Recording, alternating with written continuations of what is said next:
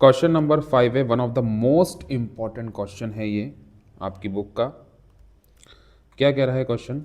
In a parallelogram A B C D तो आप जो फिगर देख रहे हो A B C D is a parallelogram sorry, E and F are the mid point of the side A B and C D respectively, show that the line segment A F and E सी।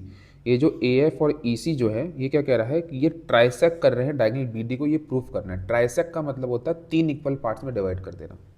तो यहाँ पर लेके क्या आना है कि ये जो मैंने येलो लाइन से आपको हाईलाइट करी है ए ई ए एफ एंड सी ई, ये बी डी को ट्राइसेक कर रहे हैं, मीन्स बी डी को 3 इक्वल पार्ट्स में डिवाइड कर रहे हैं। मतलब आपको यहाँ पर ये लेके आना है कि जो डी पी है वो पी क्यू के इक्वल होना चाहिए और जो पी क्यू है वो बी क्यू के इक्वल होना चाहिए। ये आपको लेके आना है यहाँ, ठीक है।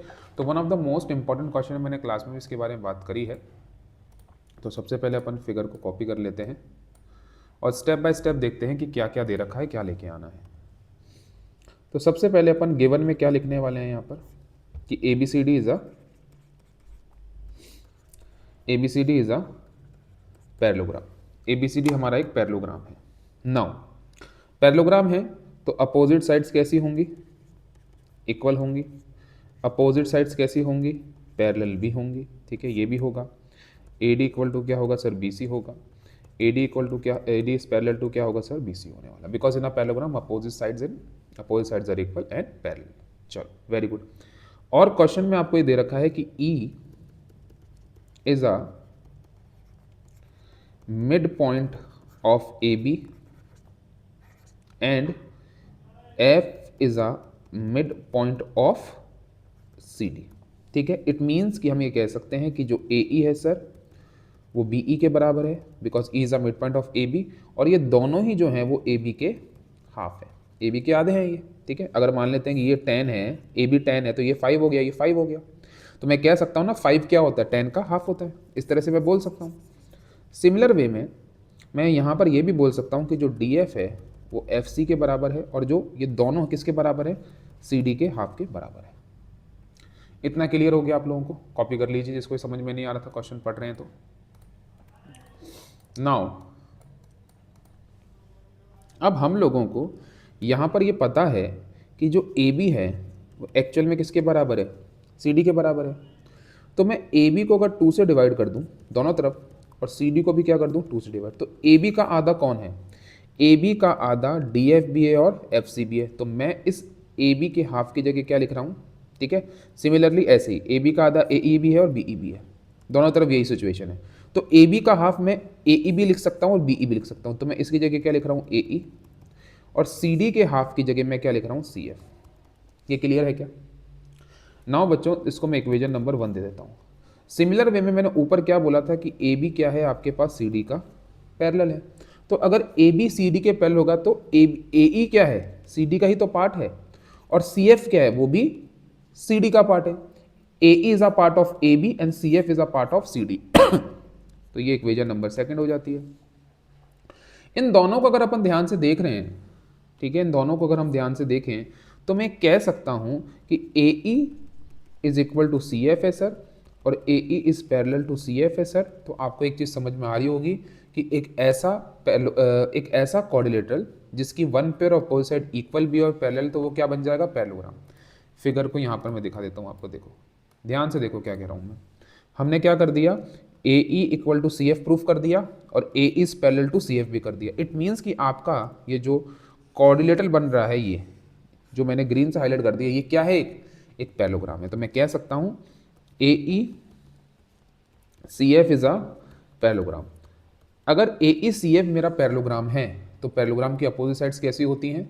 पैरेलल होती हैं। तो मैं कह सकता हूँ कि जो ए एफ है सर वो पैरेलल टू सी ई है, ठीक है, एंड ए एफ है जो सर वो सी ई के इक्वल भी है, because in a parallelogram opposite sides are equal and parallel. It is clear? Now अब बच्चों हम लोगों को जो लेके आना है उस पर चलते हैं। अब हम लोगों को ट्राइंगल कंसिडर करना है, ट्राइंगल ए पी बी, ठीक है ना। इसी फिगर में देखो आप, ट्राइंगल ए पी बी, इस ट्राइंगल की बात कर रहा हूँ मैंने, जो रेड लाइन से आपको दिखा रहा हूँ। इस ट्राइंगल के अंदर हमको ये बहुत अच्छे से पता है, ठीक है, कि आपका जो ए पी है ना, जो ए पी है वो ई क्यू के पैरेलल है। अब बोलोगे सर ये कैसे, ध्यान से देखो आपको समझ में आएगा। जो ए पी है वो ई क्यू के पैरेलल है। क्यों? क्योंकि हमको पता है कि A E is parallel to सी ई है, ठीक है ना। तो आपका जो ए पी है वो ए एफ का पार्ट है, आपका जो ई क्यू है वो सी ई का पार्ट है, तो ये भी तो क्या होंगे, आपस में पैरेलल होंगे। अरे हाँ कि ना, ये चीज समझ में आई। अब A P is parallel to E Q अगर आ गया हमारे पास, तो अगर मैं अपने फिगर की बात करता हूं तो यहां पर ये देखो कि मेरे पास ई क्या है। अरे ई क्या है, मेरा मिड पॉइंट है, तो E is a mid point of A B. इस फिगर को मैं बाहर ले आता हूं जब आपको और अच्छे समझ में आएगा। जैसे ये ए हो गया सर, ये पी हो गया सर, ये बी हो गया सर, ई मेरा मिड पॉइंट है सर, और ई क्यू क्या है, ए पी के पैरेलल। तो अब अगर ई क्यू ए पी के क्या आ रहा है, पैरेलल आ रहा है, ई मेरा मिड पॉइंट आ रहा है, तो क्यू भी मेरा क्या बनेगा, मिड पॉइंट बनेगा by converse of mid point theorem. तो Q is a mid point of P B. Q मेरा क्या है, मिड पॉइंट है पी बी का, और रीजन क्या है, by converse of mid point theorem. Clear है? अब आपका Q अगर मिड पॉइंट हो गया तो मैं कह सकता हूं कि PQ जो है वो किसके बराबर है सर, BQ के। ये मेरा पहला रिजल्ट है। इसको इक्वेशन नंबर अपन 3 दे देते हैं। ठीक है, क्या रिजल्ट आ गया, PQ इक्वल टू क्या आ गया, BQ आ गया। अपने फिगर को देखिए वापस से ध्यान से। तो हमारे पास क्या आ चुका है, PQ इक्वल टू BQ। मेरे को तो तीनों के ऊपर लाना है, पर एक रिलेशन आ गया PQ equal to BQ। Now बच्चों, अब मैं कंसिडर करता हूं ट्राइंगल DQC। इस ट्राइंगल को कंसिडर करता हूं। इस ट्राइंगल में भी मैं बिंदास ये कह सकता हूं कि CQ क्या है सर, पैरेलल है EP के। ध्यान से देखो, सॉरी EP नहीं, FP कह सकता हूं ऐसा। और EF is a mid point of क्या है आपका, CD है। F is a mid point of CD है। तो अगेन यहां पर converse of mid point theorem लग गई। तो आप क्या कह सकते हो कि sir P is a mid point of DQ। Reason is same, by converse of mid point theorem. तो आप क्या कह सकते हो, P अगर मिड पॉइंट हो गया तो आप ये कह सकते हो कि सर DP किसके बराबर हो गया, PQ के। This is your equation number या रिजल्ट नंबर 4। तो रिजल्ट नंबर 3 और रिजल्ट नंबर 4 दोनों को अगर साथ में लिख दिया जाए, PQ equal to BQ result number 3 और DP equal to PQ result number 4। इन दोनों को देखा जाए तो आप ये कह सकते हो सर, इन दोनों को अगर हम देख रहे हैं तो इट मीन्स कि तीनों ही DP इक्वल टू PQ है एक्चुअल में, और PQ इक्वल टू किसके है, BQ के। यही हमको लेके आना था।